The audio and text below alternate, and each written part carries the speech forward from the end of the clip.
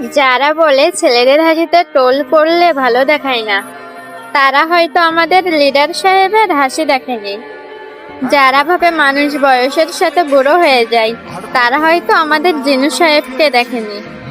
যারা বলে পুরুষ মানুষের হাসি মায়াবী হয় না, তারা হয়তো আমাদের বিল্লু সাহেবের হাসি দেখেনি।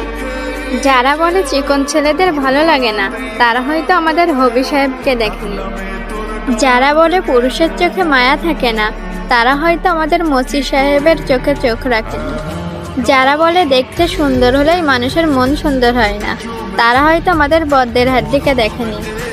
যারা বলে মানুষ সময়ের সাথে বদলে যায়, তারা হয়তো আমাদের কুকি সাহেবকে দেখেনি।